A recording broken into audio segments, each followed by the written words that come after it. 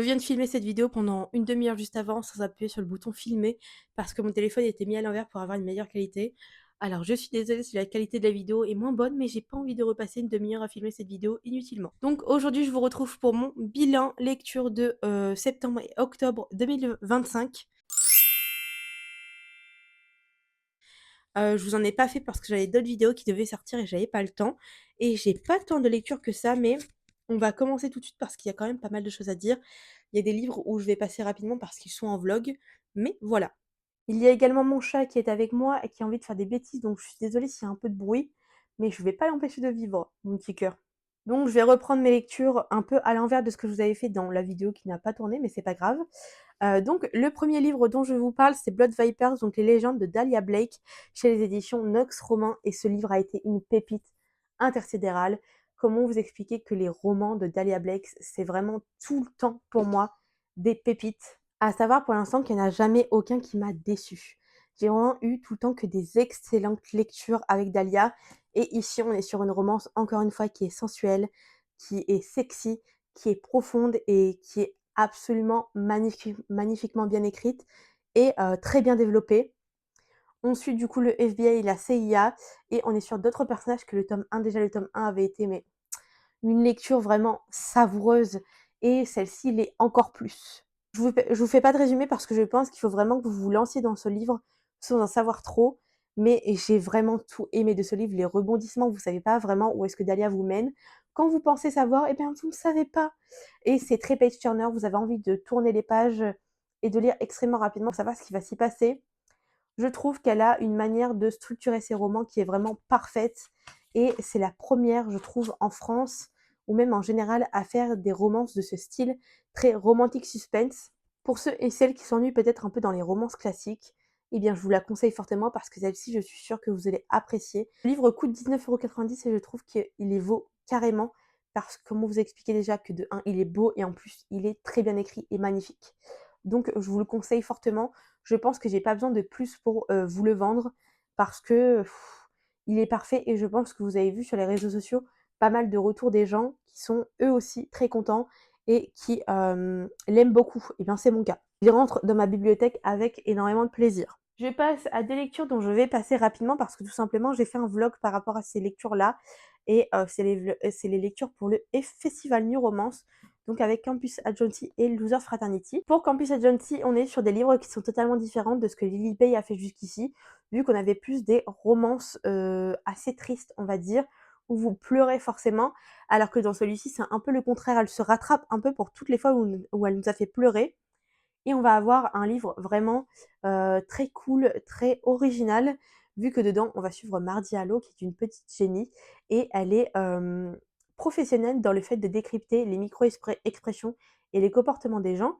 Et grâce à ça, elle a une agence avec deux de ses copines, enfin une copine pour l'instant, mais je pense qu'il va y en avoir une troisième qui s'ajoute. On le sait à la fin du livre, je vous spoil pas. Et malheureusement, le cours qu'elle voulait, il ne reste qu'une dernière place, et c'est Cameron St. James qui va lui le voler parce qu'il veut augmenter sa moyenne en étant un sportif.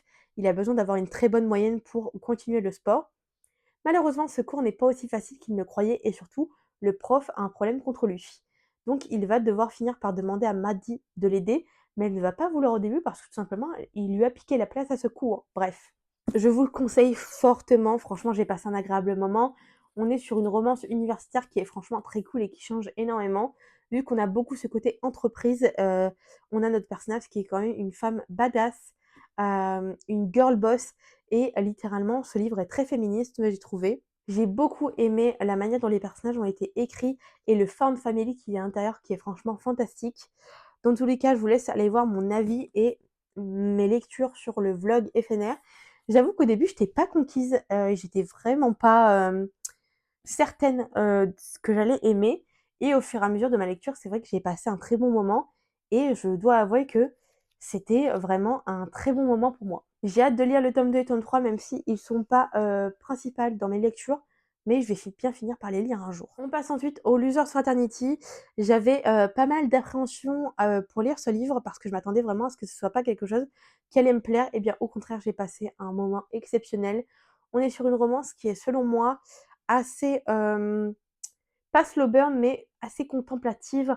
on suit vraiment nos personnages dans leur vie et on apprend vraiment à les connaître en profondeur, comparé à certaines romances où pour le coup on a une très bonne psychologie des personnages, mais on n'en apprend pas plus que ça sur eux, sur un aspect plus, superficiel, j'ai envie de dire, alors que là, c'est plus le cas et c'est ce que j'ai beaucoup aimé. Donc on suit Juliette qui mène une double vie. C'est une personne assez timide dans la vie réelle, alors que la nuit, elle est autrice de best-sellers sur les réseaux sociaux.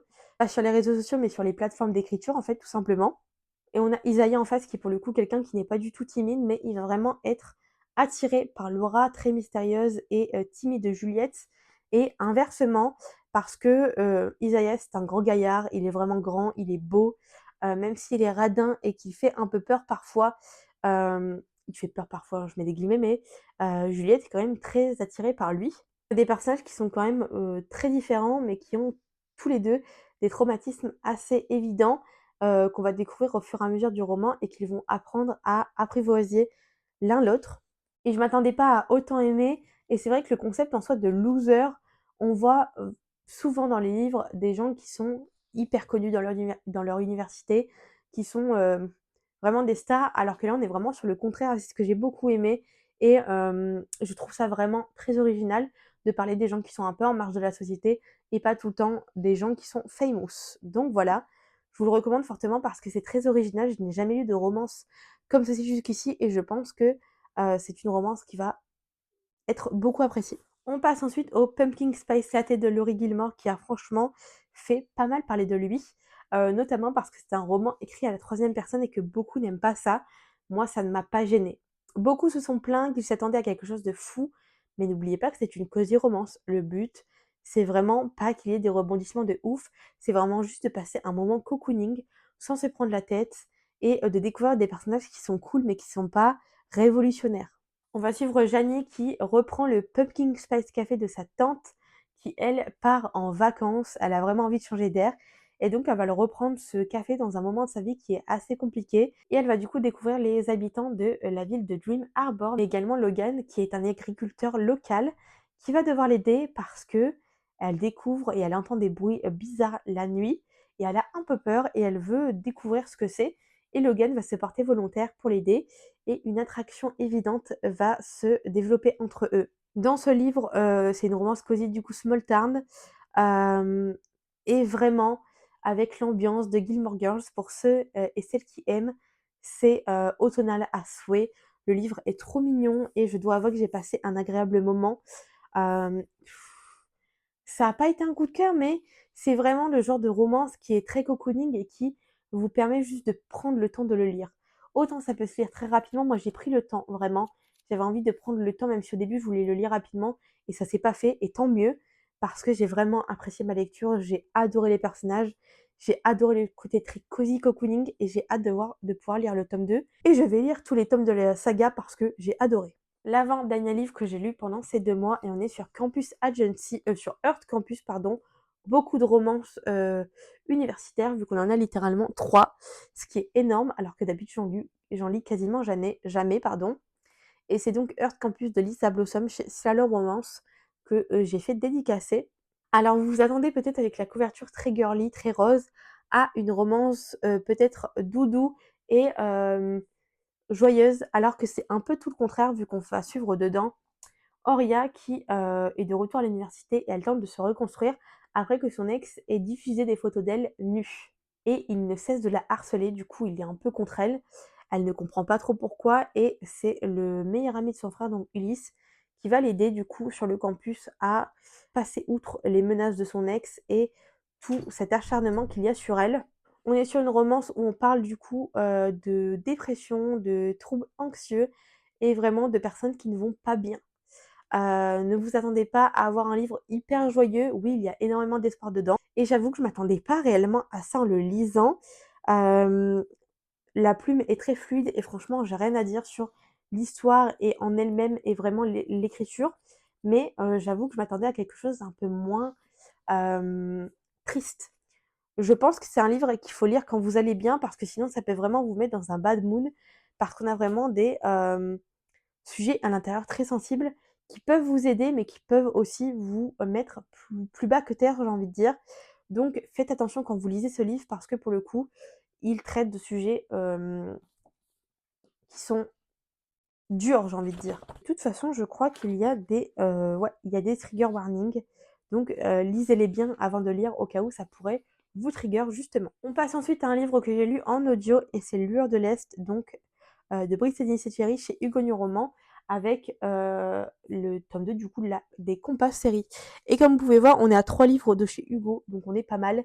Je baisse ma pied au maximum. Donc dans celui-ci, on est dans un cadre assez différent du premier tome, même si on suit un personnage qu'on connaissait déjà. Alors j'ai vraiment eu du mal à me mettre dans le livre au début en lecture classique, donc j'ai décidé de le prendre en lecture audio et ça m'a vraiment beaucoup aidé. Ça m'a vraiment permis de me mettre beaucoup plus dans l'ambiance et c'est un roman que j'ai beaucoup aimé. J'ai quand même préféré le premier, mais celui-ci était quand même très cool. On va suivre du coup une romance qui est très émouvante avec des personnages qui sont vraiment faits pour aller ensemble. C'était très doux et à la fois très prenant.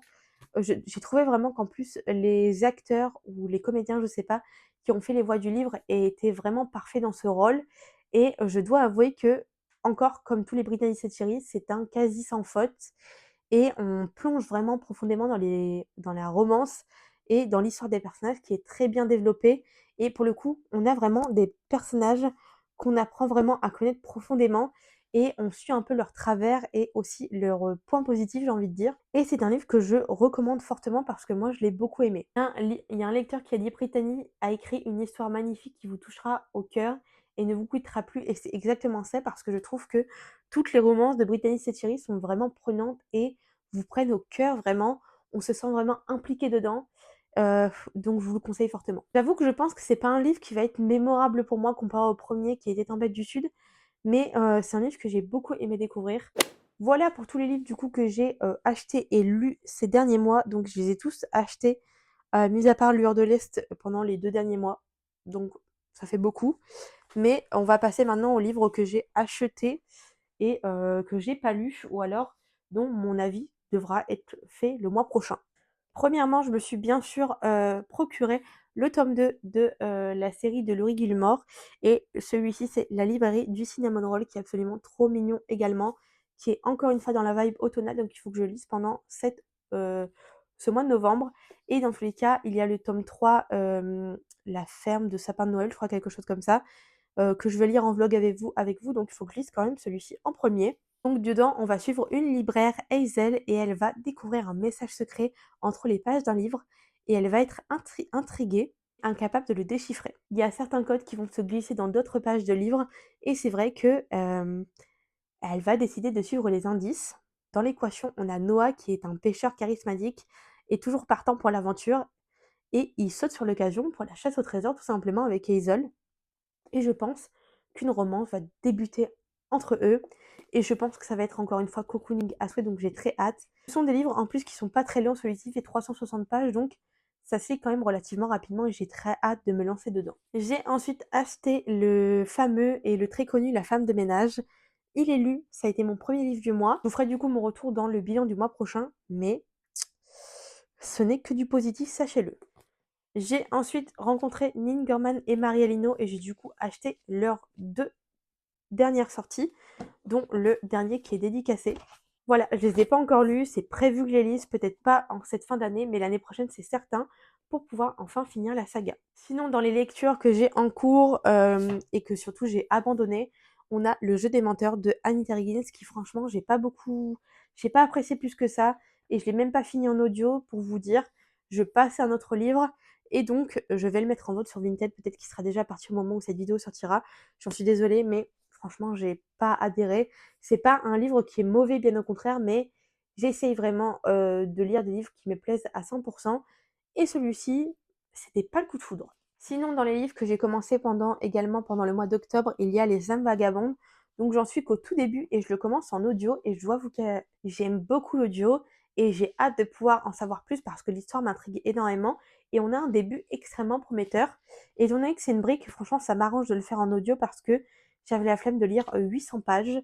Il dure extrêmement longtemps l'audio, je vous mettrai ici, je vous le dirai combien il dure, mais c'est très long. C'est pour ça qu'en audio, c'est beaucoup plus cool.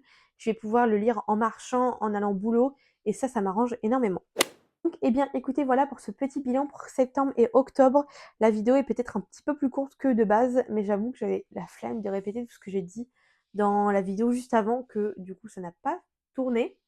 Je vous laisse aller voir mes 2 dernières vidéos du coup qui sont le vlog pour les éphémères, donc mon vlog lecture où, je lis avec vous Campus Agency et Losers Fraternity.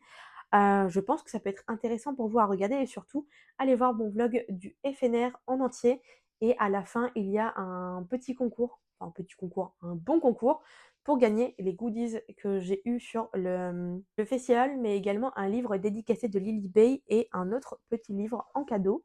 Donc voilà, n'hésitez pas à me dire en commentaire si on a des livres qui sont peut-être similaires, parce que ce sont quasiment que des dernières sorties.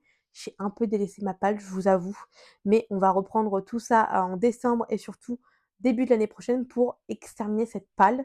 Donc voilà. D'ailleurs pour ceux et celles que ça intéresse, je vais, créer mon book club du coup. Alors ce sera pas un book club physique, ce sera vraiment un book club virtuel sur Instagram. Donc je vous laisse aller me, suivre là-bas et m'envoyer un petit DM si potentiellement vous voulez faire partie du book club. Voilà. Dans tous les cas, j'en ferai une vidéo dédiée au début de l'année prochaine pour ceux et celles que ça intéresse. Eh bien, je vous laisse avec cette vidéo. N'hésitez pas à mettre un petit commentaire, à liker si celle-ci vous a plu et à me dire ce que vous en pensez, à vous abonner à la chaîne si vous voulez voir les prochaines vidéos et les anciennes. Et je vous fais des gros bisous. À la semaine prochaine. Bisous.